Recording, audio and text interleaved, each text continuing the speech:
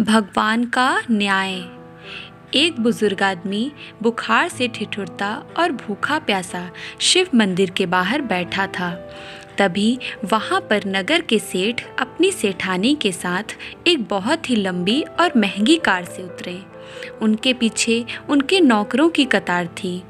एक नौकर ने फल पकड़े हुए थे, दूसरे नौकर ने फूल पकड़े थे, तीसरे नौकर ने हीरे और जवाहरात के थाल पकड़े हुए थे, चौथे नौकर ने पंडित जी को दान देने के लिए मलमल के 3 जोड़ी धोती कुर्ता पकड़े थे और पांचवें नौकर ने मिठाई के थाल पकड़े थे। पंडित जी ने उन्हें आते देखा तो दौड़ के उनके स्वागत के लिए बाहर आ गए। बोले, आइए आइए सेठ जी, आपके यहाँ पधारने से तो हम धन्य हो गए। सेठ जी ने नौकरों से कहा, तुम सब अंदर जाकर थाल रख दो।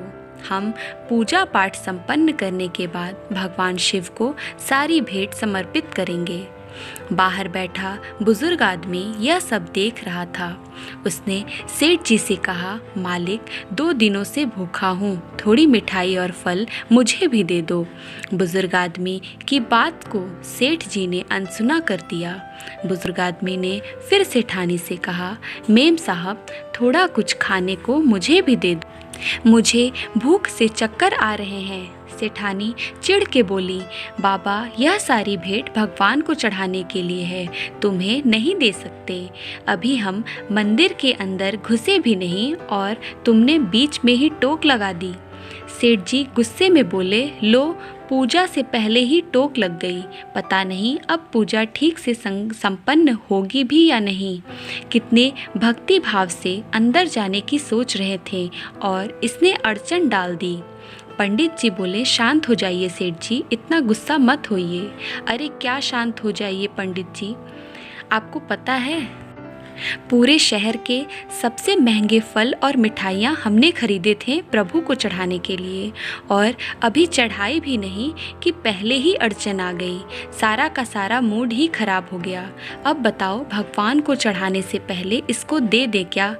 पंडित जी बोले, अरे पागल है यह आदमी, आप इसके पीछे अपना मूड खराब मत करिए। सेठ जी चलिए, आप अंदर चलिए, मैं इसको समझा देता हूँ। आप सेठानी जी के साथ अंदर जाइए। सेठ और सेठानी बुजुर्ग आदमी को कोसते हुए अंदर चले गए। पंडित जी बुजुर्ग आदमी के पास गए और बोले, जाकर कोने में बैठ जाओ, जब यह लोग चले जाएंगे तब मैं तुम्हें खाने को दे जाऊंगा। बुजुर्ग आदमी आंसू बहाता हुआ कोने में बैठ गया। अंदर जाकर सेठ और सेठानी ने भगवान शिव को प्रणाम किया और जैसे ही आरती के थाल लेकर आरती करने लगे तो आरती का थाल उनके हाथ से छूटकर नीचे गिर गया। वह हैरान रह गए, पर पंडित जी दूसरा थाल लेकर आए।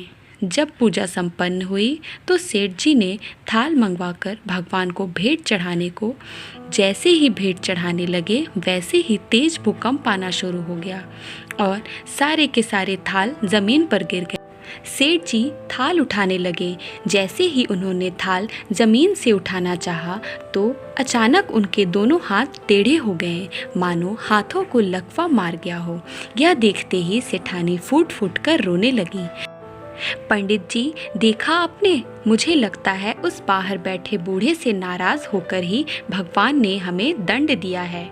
उस बूढ़े की अड़चन डालने की वजह से भगवान हमसे नाराज हो गए हैं। सेठ जी बोले, हाँ, उसी की टोक लगाने की वजह से भगवान ने हमारी पूजा स्वीकार नहीं की।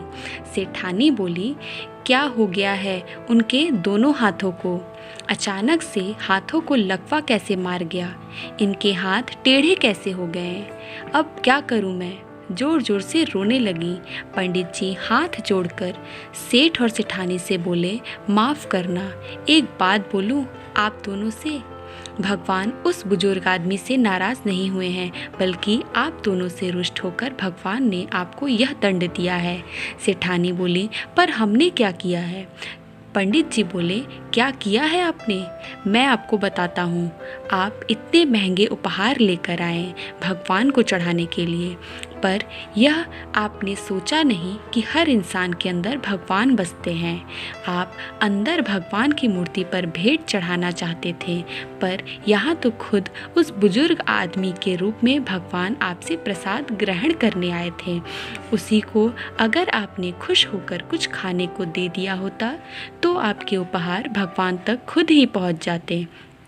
किसी गरीब को खिलाना तो स्वयं ईश्वर को भोजन कराने के समान होता है। आपने उसका तिरस्कार कर दिया तो फिर ईश्वर आपकी भेंट स्वीकार कैसे करते?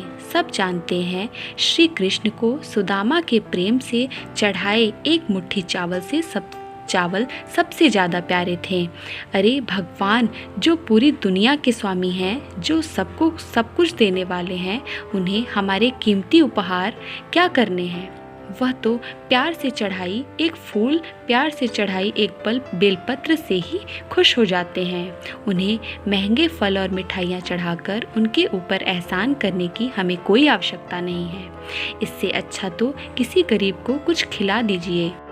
ईश्वर खुद ही खुश होकर आपकी झोली खुशियों से भर देंगे। और हाँ, अगर किसी मांगने वाले को कुछ दे नहीं सकते तो उसका अपमान भी मत कीजिए, क्योंकि वह अपनी मर्जी से गरीब नहीं बना है। और कहते हैं ना, ईश्वर की लीला बड़ी न्यारी होती है। वह कब किसी भिखारी को राजा बना दे और कब किसी राजा को भिखारी बना दे, कोई नहीं जानता। धन्यवाद।